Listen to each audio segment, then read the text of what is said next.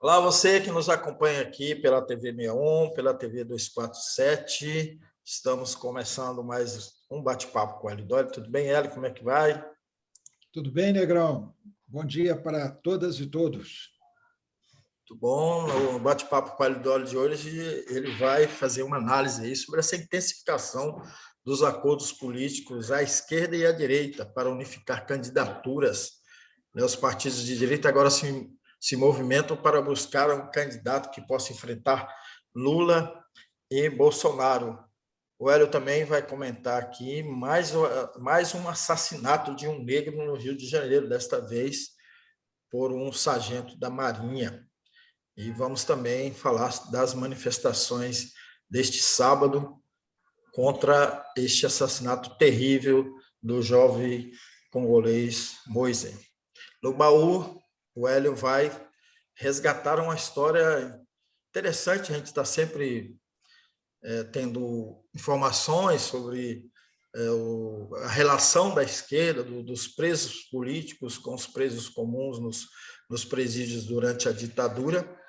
E esta relação, num dos presídios que o Hélio vai resgatar aqui, originou o famoso Comando Vermelho, né? Nesses tempos em que as organizações criminosas estão aí cada vez mais fortes. Hélio, o acordo em Pernambuco, com a retirada da candidatura do senador, desculpa, esqueci o nome dele agora, Humberto Costa. Humberto Costa, exatamente, do PT, possibilita, né, viabiliza a federação entre o PT e o PSB. A situação em São Paulo parece que já se acomodou, de fato.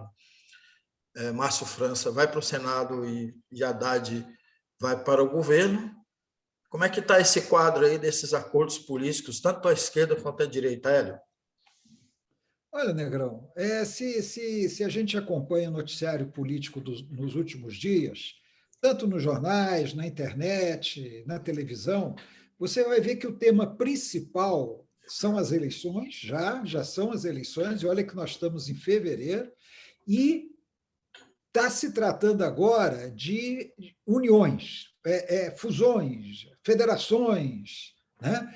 Quer dizer, os partidos procurando se viabilizar. Esse movimento é interessante, porque o que a gente estava vendo até pouco tempo atrás era uma profusão de candidatos da centro-direita, né? Aí vou ver se eu não esqueço ninguém, o Dória, o Pacheco, o Rodrigo Pacheco do PSD, o Dória do PSDB, que derrotou o Eduardo Leite nas prévias, o ministro Mandetta, o ex-ministro Mandetta, pela União Brasil, o Alessandro Vieira, do Cidadania, o Felipe Dávila, do Novo, esse desconhecido aí, que agora estão querendo badalar ele, mas é totalmente irrelevante, esqueci o nome dele até, Janones, né? Janones, do Avante, e aí o Moro se lança, né? O Moro se lança e logo que ele se coloca, vamos dizer assim, em terceiro lugar. Lula, Bolsonaro e Moro, mas um terceiro lugar muito distante. E nós temos o Ciro Gomes, que não é da centro-direita, ele se situa mais, tanto pela trajetória mais recente, não a trajetória original dele, que era de direita, mas a trajetória mais recente. E o programa que ele defende como centro-esquerda, vamos dizer centro-esquerda.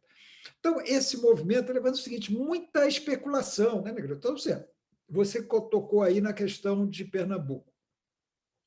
Resolver a questão de Pernambuco, resolver a questão de São Paulo, é muito importante para se consolidar uma federação que vai sair de qualquer jeito. Tem muitos que vai sair, não vai. Vai sair. É a federação PT, PSB, PV e PCdoB.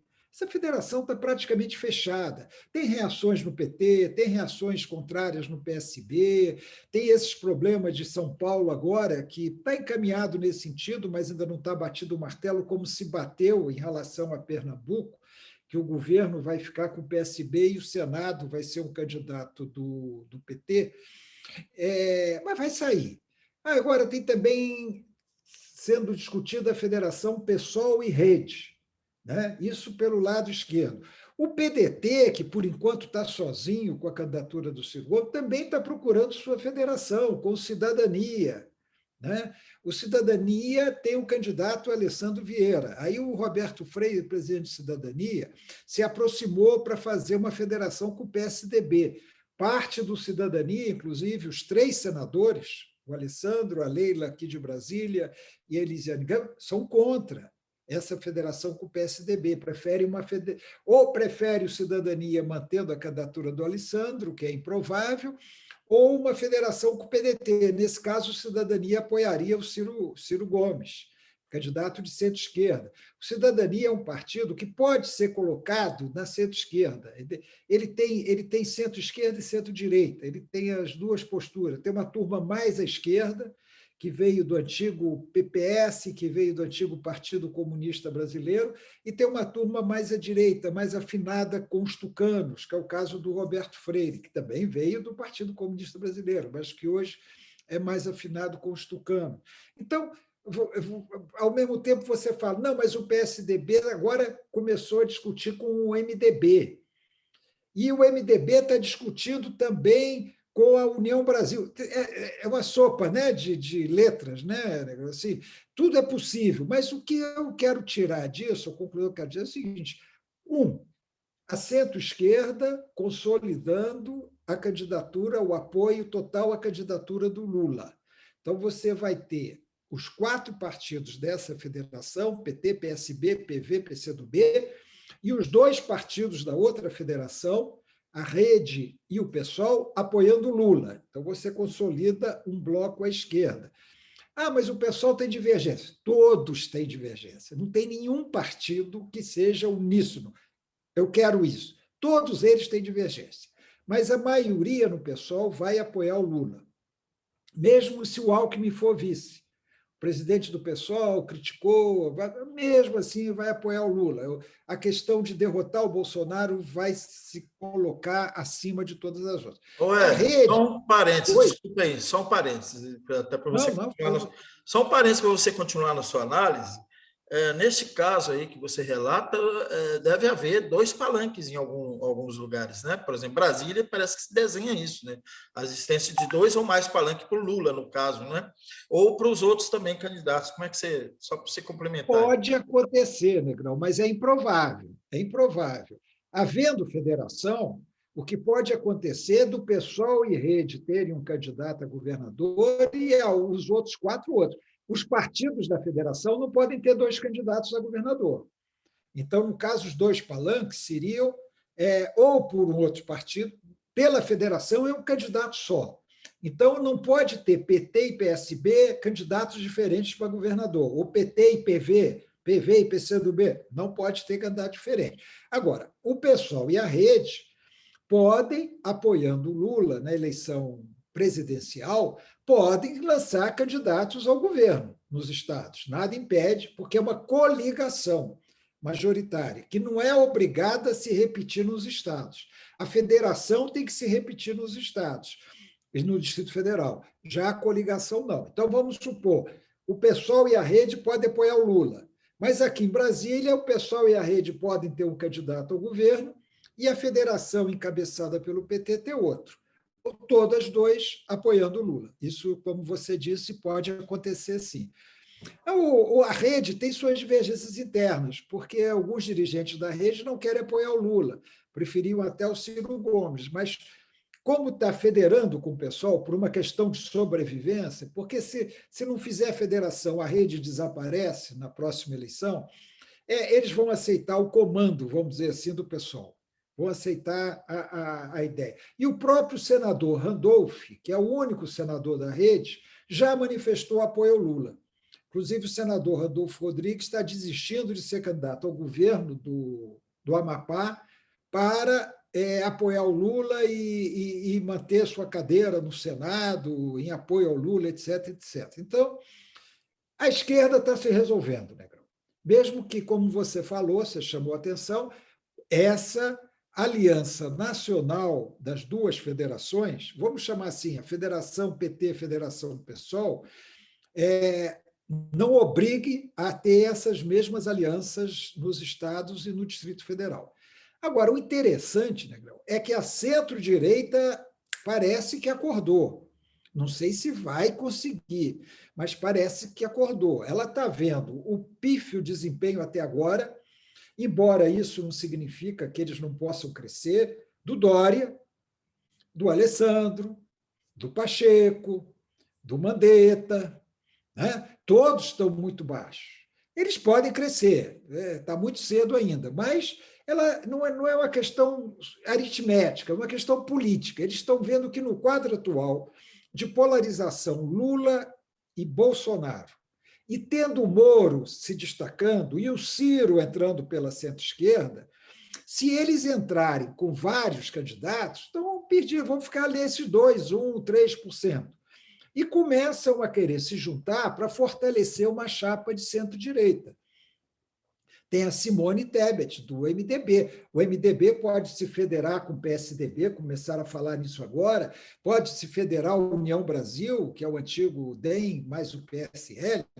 Então, eles estão procurando. Então, eu acho que está pintando, não estou falando que vai acontecer, está pintando um quadro assim, Lula pela esquerda, que é, na verdade, uma centro-esquerda também, o Ciro Gomes também pela centro-esquerda. Depois você tem um candidato pela direita, que aí poderia ser a Simone Tebet. Estão dizendo que o Eduardo Leite sairia do PSDB para ir para o PSD, para ser o candidato do PSD, no lugar do Rodrigo Pacheco, que é presidente do Senado. Poderia ser ela. O Alessandro poderia ser um vice. Eles podem compor por aí. O Dória, tudo indica que o Dória pode acabar desistindo ou ser desistido dessa tentativa dele de se candidatar, porque o PSDB está muito fraco e uma federação não teria por que apoiar o Dória, mas pode ser.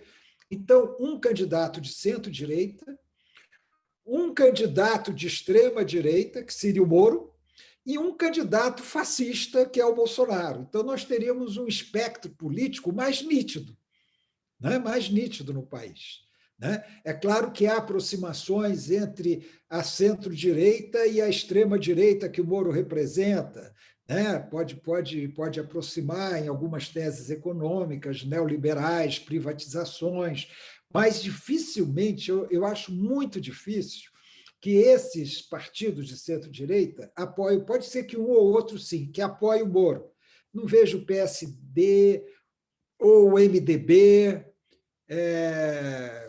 ou Cidadania. Cidadania até pode ser, o Alessandro é meio lavajatista, bem lavajatista, mas eu acho que o quadro está ficando mais claro, nego. E tomara que nos próximos meses essa coisa toda avance. No final, as federações estão servindo para isso. Parecia que era só uma tentativa de sobrevivência do PCdoB, do PSOL, partidos mais à esquerda, mas as federações estão servindo para aglutinar os candidatos com pensamentos semelhantes. A gente não pode dizer que é o mesmo, porque nada é muito explícito aqui no Brasil. Os partidos não têm ideologia. Eu vou contar uma história, fazendo um parênteses aqui, né? Teve uma votação na Espanha ontem da reforma trabalhista, a famosa reforma trabalhista que o governo espanhol está modificando, e que já se falou aqui, que o PT vai seguir esse exemplo, corrigir aspectos de uma reforma trabalhista que foi profundamente negativa para os trabalhadores espanhóis. E aí, Negrão, olha só o que aconteceu. Ganhou por um voto. O governo que quer fazer essas mudanças ganhou por um voto. E sabe de quem foi o voto? Foi da oposição. O cara votou por engano, ele errou o voto. Ele votou à distância e errou o voto. E agora está dando uma briga, vai para tribunal, porque o cara votou errado, porque lá o partido vota inteiro, né? Como eu te falei. Agora, o que eu quero contar aqui é o seguinte: tem um partido lá da região de Navarra, acho que é o UPM, eu esqueci a sigla agora, para falar a verdade, eu nem conhecia. Tem um partido de Navarra, porque na Espanha é possível você ter partidos locais, aqui no Brasil não se permite isso. Então, esse partido resolveu apoiar o governo. Ele tem 2 deputados, e ele resolveu apoiar o governo. Só que os 2 deputados desrespeitaram a decisão do partido e votaram contra o governo. 2 deputados. Negrão, o partido já pediu esses 2 deputados para entregar o mandato e pediu desculpa ao primeiro-ministro e ao partido do primeiro-ministro por eles não terem seguido a orientação do partido. Você imagina aqui um partido pedindo, é raro isso, pedir o mandato de quem votou contra uma decisão partidária, do comando do partido, e pedindo desculpa. Olha, você desculpe, nós tínhamos feito um acordo com você para votar a favor, esses dois traidores aqui votaram contra, nós já estamos pedindo o mandato deles para eles devolverem o mandato. Agora vai ser outra briga judicial, né? Vai ser aquelas brigas judiciais. Mas eu estou falando isso para você o seguinte: os partidos aqui não têm essa identidade clara. Quer dizer, o Eduardo Leite, com a maior facilidade, vai sair do PSDB e vai para o PSD. E qual o problema disso? Realmente, qual é a diferença real do PSDB para o PSD? Ninguém sabe. Pode até ter, pode não ter, ninguém sabe. Mas, pelo menos, vai se conformando um campo da centro-direita. Se eles conseguirem se unificar, mesmo tendo ainda o Ciro Gomes e o Moro, aí já começa a ter mais jogo para eles tentarem destronar o Moro, destronar o Bolsonaro e ir para um segundo turno contra o Lula. Né? E eu falo um segundo turno contra o Lula sem triunfalismo. Eu já disse, eu não acho que a eleição está resolvida, não. Ainda tem muita coisa para acontecer. Mas tudo indica que o Lula vai para o segundo turno, se continuar essa confusão e eles não conseguirem se acertar, se é que ele não ganha no primeiro turno.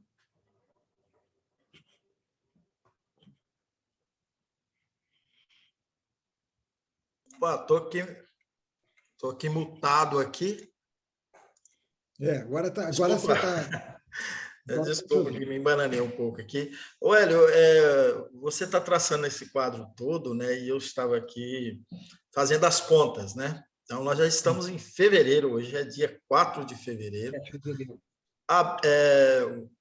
Março já está aí, né? 31 de março é o prazo aí da janela, né? Para as filiações, né? Aliás, 11 ministros aí vão sair para ser candidato. Ou seja, a gente está aí perto da eleição, né? Já está chegando, todos esses prazos estão correndo. Eu acho que essas definições elas vão acontecer em breve, né? Até porque tem que obedecer esses prazos, né? Negrão, nós temos um momento importante. Primeiro agora, estão tentando fechar as federações. Fechando as federações, o que vai acontecer em março? É a tal da janela. A janela é o jeitinho brasileiro para a fidelidade partidária. Um candidato, um deputado, os senadores e governadores e presidentes podem mudar de partido na hora que quiserem, os chamados cargos majoritários. Mas deputado, seja estadual, distrital, federal, só pode mudar de partido agora em março. Em março, eles têm um mês para mudar de partido. Então, nós temos dois movimentos importantes. Em fevereiro, o provável fechamento das federações, que pode entrar para o março. Se o TSE não mudar a decisão, tem até fim de março para fechar as federações. E aí, um bando de deputados vai mudar de partido, Negrão. Um bando de deputados no país inteiro vai mudar de partido para se adequar a essa nova realidade. Né? Então, nós vamos ter isso. Aí, acho que final de março, aí nós vamos ter um quadro mais definido. Aí nós vamos saber melhor como é que estão as coisas. Aí eu acredito que em abril se definam as candidaturas nos estados, no Distrito Federal, e aí a coisa começa a ganhar uma nova etapa. Eu costumo dizer assim, nós estamos numa pré-campanha. A partir de abril, nós estamos na pré-campanha. E aí, para a campanha, para valer, começar em agosto. É verdade, né? Aliás, só dois comentários. O primeiro, que essa janela transforma a fidelidade partidária numa balela completa, né? A desmoralização do sistema, como você sempre vem trazendo. É o jeitinho. É o jeitinho brasileiro. E a pré-campanha também é outra coisa estranha, né? Se reduziu o período de campanha e permitiu a pré-campanha. É outra coisa muito maluca aqui no nosso sistema. É ridículo, Negrão. Ridículo. Já que você falou nisso, obrigado por você ter falado isso. É ridículo. Você sabe que qualquer um que queira ser candidato agora, ele não pode se dizer candidato, ele tem que se dizer pré-candidato. É ridículo. E não pode, sabe o que é proibido? Pode falar, pode pregar, não pode pedir voto. A lei proíbe pedir voto. Então, ele não pode pedir voto agora. Ridículo, os caras já são candidatos, por que não pode pedir voto? Pode dizer se ele não pode fazer campanha, não pode ir para a televisão fazer campanha, não pode colocar um outdoor, e estão colocando, sem falar que é candidatura, não pode colocar um outdoor na rua. Tudo bem. Agora, é proibido pedir voto. É uma hipocrisia, Negrão, eu vou repetir pela 98ª vez. Legislação eleitoral brasileira é ridícula, é ridícula. TSE faz um papel ridículo, tentando normatizar tudo sem condições de fiscalizar nada. TSE não consegue fiscalizar nada, não consegue fiscalizar conta. Demora 5 anos para fazer um julgamento, quando o mandato já está acabando, é que ele resolve caçar um prefeito, um governador, entendeu? Teria que zerar e começar tudo de novo. Nós temos aí um flagrante desrespeito à legislação eleitoral, que é o presidente fascista em plena campanha, né, Hélio? Plena campanha, ele está fazendo campanha. Aliás, ele não governa, ele só faz campanha. As campanhas malucas dele, né? Da farofa, daquelas coisas escrotas que ele costuma fazer, né? Que é campanha, é para campanha. Não é governar. Espalhar farofa no chão comendo frango não é governar, ele está fazendo campanha. Você viu ali todo o esquemão, né? De firmar, foi tudo, não foi a produção, espontâneo. né? A produção ali estava ali, né? Como aquela mesa, a famosa mesa que a imprensa, sempre na sua ingenuidade ou bobeira, deu uma dimensão da mesa dele, lembra do leite condensado com pão francês, como se aquilo foi tudo produzido também. E a imprensa cai, assim, agora ela não cai mais, mas caía, né, como Patinho, a Bolsonaro, o homem simples, come leite condensado, toma leite condensado com pão. Né? É verdade. Hélio, no programa passado você abordou aqui a questão da violência que é estimulada aí por esse governo fascista, e amanhã, sábado, a gente vai ter um protesto nacional contra aí a morte, né, esse assassinato brutal do jovem congolês, o Moisés, ou Moisés, não sei direito a pronúncia, mas, enfim, nós tivemos um outro caso, né, de um assassinato de um homem negro, né, dentro na entrada de um condomínio, por um sargento da Marinha, que disse que confundiu ele com bandido. Né? Então, essa coisa de confundir negro com bandido é o racismo estrutural que está aí, que algumas pessoas, inclusive do lado da esquerda, tentam negar. Né? É mais um episódio lamentável que comprova os 2 temas que nós tratamos no programa passado, né, Negrão? O racismo e a banalização da violência. Né? E todos esses 2 aspectos sempre existiram no Brasil, são históricos, sempre existiram. Como você disse, é um racismo estrutural, mas que receberam uma intensificação, um aumento geométrico com Bolsonaro.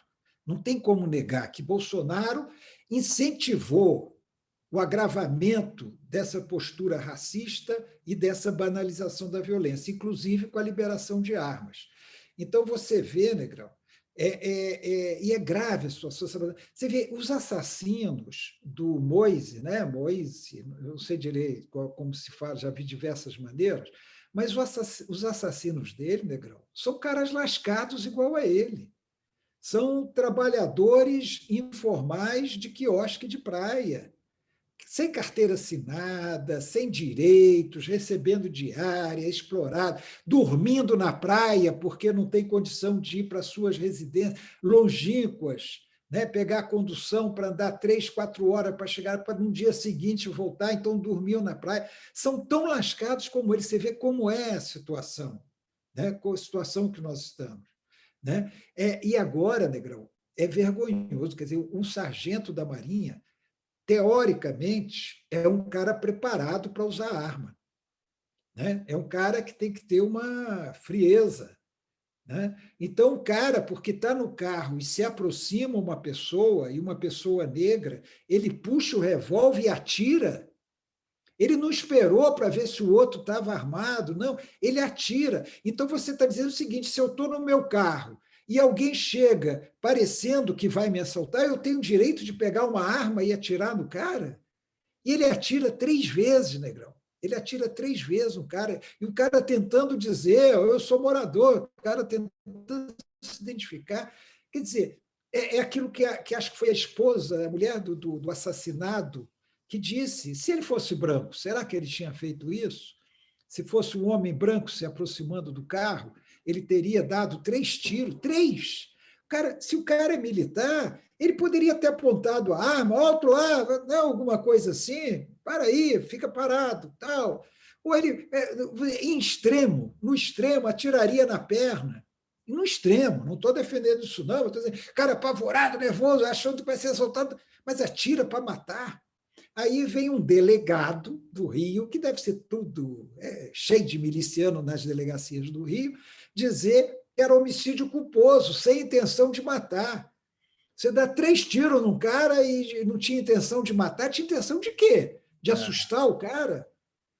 Felizmente, parece, né, pelo que eu li, o juiz mudou. E é homicídio doloso, homicídio com intenção de matar, com agravante, inclusive. Esse delegado devia ter vergonha na cara de chamar de. Ele viu a gravação. Ele viu a gravação e diz que é homicídio culposo, né? E aí vem um advogado dizer que é legítima defesa. É legítima defesa isso? Então eu posso. Então, mas, Negrão, o pior é essa banalização. Agora, você imagina, se um sargento da Marinha não tem frieza e preparo para usar uma arma, imagine esses civis aí, não estou falando dos milicianos, não, mas esses civis que acham que vou comprar uma arma que o Bolsonaro liberou, defender minha família e tal, vai tudo morrer, porque o bandido vai atirar primeiro do que ele, ou ele então vai matar, igual eu contei aqui outro dia, do cara que matou a mulher dele no quintal, achando que era um assaltante chegando na casa, e matou a mulher dele.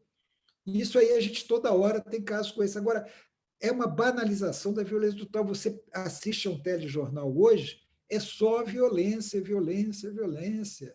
Feminicídios, ataques, assaltos. Entendeu? Isso aí tem que mudar, e Bolsonaro é o culpado por isso. Como eu disse, não estou dizendo que nasceu com ele, mas que, olha, é que nem o desmatamento. O desmatamento sempre aconteceu no Brasil.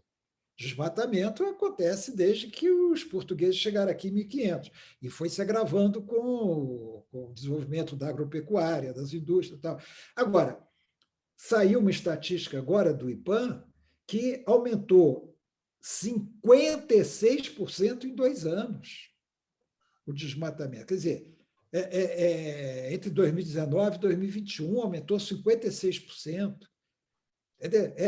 Quem é a culpa disso? 56% de aumento de desmatamento da Amazônia.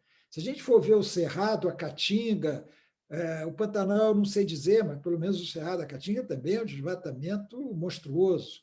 Né? Então, Negrão, eu vou voltar a falar, todos aqueles que colaboraram pela permanência do Bolsonaro, esses 4 anos no governo, tendo tirado a Dilma, como disse o Barroso, por um golpe, porque as pedaladas foram só um pretexto para tirar a Dilma, eles têm que ser responsabilizados um dia. Né? São cúmplices dessa situação. E aí nós estamos falando hoje de 2 temas, desmatamento e violência, mas poderíamos estar falando de pandemia, de mortes, né, de vários outros aspectos que se tornaram viscerais no país. Exatamente, Hélio. É o governo da barbárie, né, que vai se... Enfim, mas está quase acabando, né? A gente não conseguiu tirar no impeachment, mas está quase acabando, e vamos torcer para que não aconteça o que você vem prevendo aqui, que é lhe dar um golpe, perdendo ou não a eleição. Mas vamos para o baú do Hélio. No baú do Hélio de hoje, ele vai rememorar um assunto que é muito interessante e tem desdobramentos aí até hoje na vida nacional, que é a relação dos presos políticos com os presos comuns na época da ditadura e que originou aí o Comando Vermelho, por exemplo, nasceu daí. Vamos ao baú do Hélio. Hélio, como é que é essa história? Conta para gente. Negrão, essa história tem várias versões e tem, inclusive, quem a negue. Então, deixar claro aqui que não é um fato vou dizer assim, cientificamente É, comprovado pela história. Tem gente que não é nada disso, tem gente que não é bem assim, estou simplificando aqui, né? Mas a história que tem é o seguinte, né? Como você sabe, né, a esquerda, várias organizações de esquerda, recorreram às chamadas expropriações no tempo da ditadura. O que era expropriação? Era roubo, era assalto.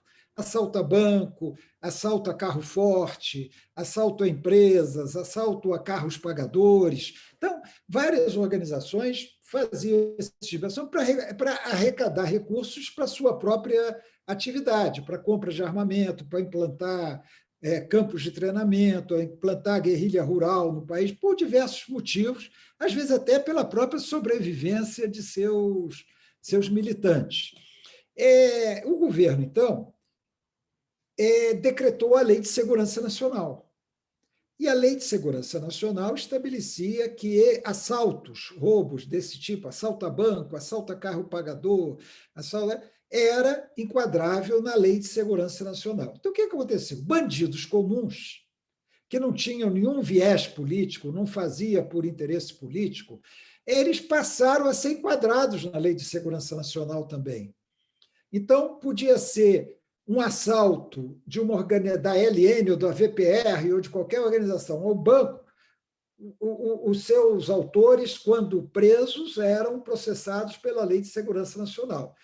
O bandido lá do lugar tal se juntava um bando, assaltava um banco, também eram enquadrados na Lei de Segurança Nacional. O que aconteceu? Muitos deles iam para o presídio, acho que chamava Colônia Penal Cândido Mendes, que era na Ilha Grande, não existe mais. Era na Ilha Grande, ali em Angra dos Reis, uma ilha ali em frente àquela região de Angra dos Reis, no Rio de Janeiro. E ali, os presos, pela Lei de Segurança Nacional, eram separados dos outros presos. Havia um pavilhão de Lei de Segurança Nacional. Aí tem várias divergências, relatos divergentes. Eu vou me ater àquele que eu confio mais, me foi passado por mim, mas não estou aqui assinando embaixo, porque eu não estava lá, não estava na Ilha Grande, não fui preso na Ilha Grande, então não sou testemunha desse fato. A gente acompanhava isso de longe. Havia uma convivência dos presos políticos com os presos comuns, embora estivessem separados. Mas o que acontece? Os presos comuns, isso eu vivia aqui. Isso aqui de outra maneira, não com o PCC, essas coisas, Comando Vermelho. Os presos comuns, eles viam que era diferente. O comportamento dos presos políticos na cadeia era diferente dos presos comuns. Os presos comuns recorriam muito à violência, havia estupros, havia, né, agressões, brigas, etc.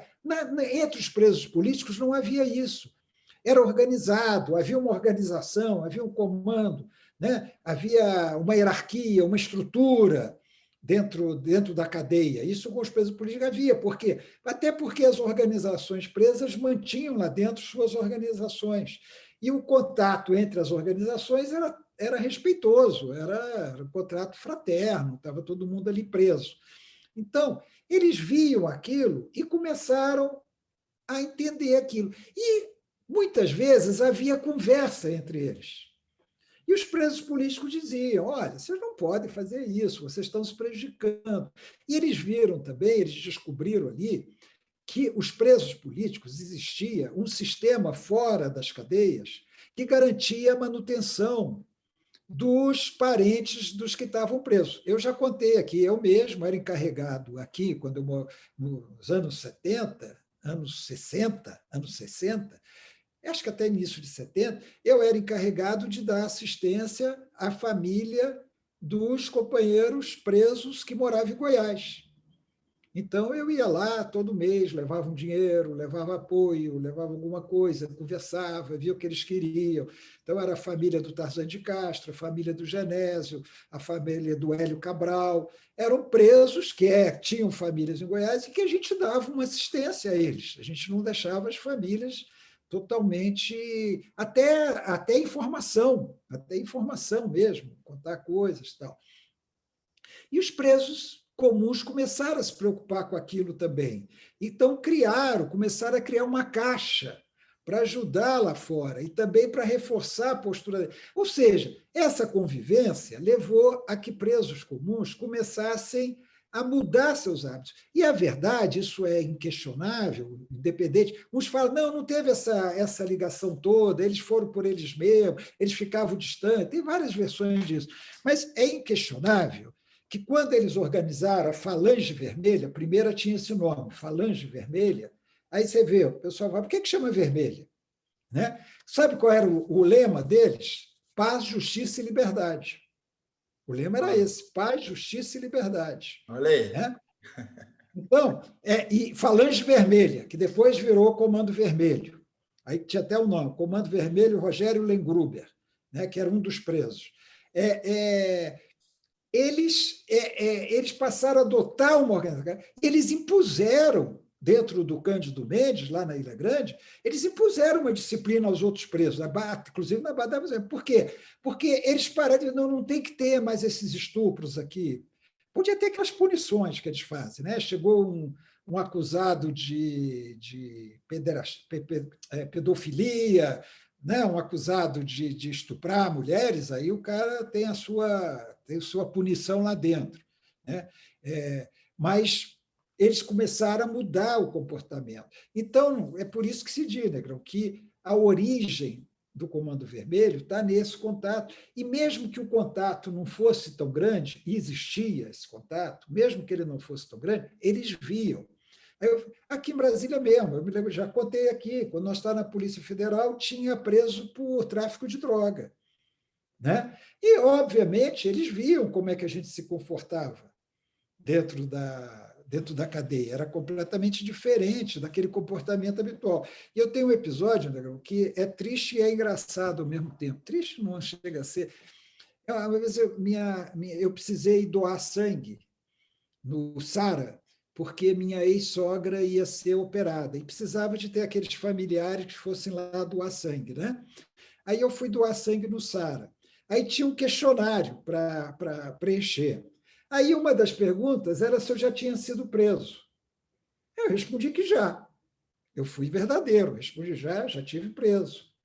Aí vai lá para o médico olhar o questionário. Quando parou, ele falou, mas você já foi preso? Eu falei, já, mas era preso político, tal. Mas então você não pode doar? Eu falei, peraí, por que eu não posso doar sangue? Porque eu falei, não, você sabe como é cadeia, como é prisão, tem violência sexual. Eu falei, não, você não está entendendo. Era um cara jovem, ele não devia ter a menor noção do que foi a ditadura. Eu falei, você não está entendendo, eu era preso político, entre os presos políticos não havia isso, não. E nós ficávamos totalmente separados, não tinha essa coisa. E ele ficou reticente, Negrão, de autorizar que eu doasse sangue, porque eu tinha estado preso. Você vê a mentalidade.